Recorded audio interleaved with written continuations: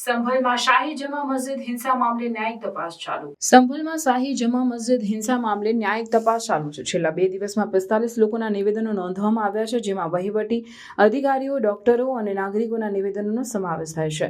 આ ઘટનાની તપાસ માટે 3 સભ્યોની ન્યાયિક તપાસ સમિતિની રચના કરવામાં આવી છે.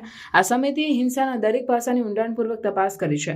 24 નવેમ્બર 2024ના રોજ શાહી જમા મસ્જિદના સર્વે દરમિયાન હિંસા ફાટી નીકળી હતી, જેમાં 4 લોકોના મોત થયા હતા અને અનેક લોકો ઘાયલ થયા હતા. હિન્દુ પક્ષના વકીલ ગોપાલ શર્માએ ન્યાયિક સમિતિ સમક્ષ પોતાના નિવેદન નોંધાવ્યા હતા અને હિંસાના દાવાઓને ખોટા ગણાવ્યા હતા.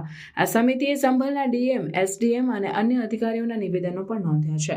આ ઉપરાંત મુરાદાબાદ જેલમાં બંધ 77 હિંસા આરોપીઓના નિવેદનો પણ વીડિયો કોન્ફરન્સિંગ દ્વારા લેવામાં આવ્યા છે.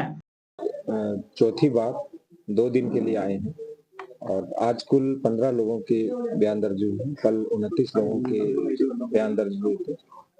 तो जितने भी लोग थे, चाहे वो चिकित्सा विभाग के थे, अधिकारीगण थे या आम जनमानस थे और अन्य जो भी व्यक्ति जो बयान दर्ज कराना चाहते थे, और सभी को माननीय न्यायिक आयोग ने समाचार पत्रों के माध्यम से और नोटिस के माध्यम से सूचना भी भेजी थी.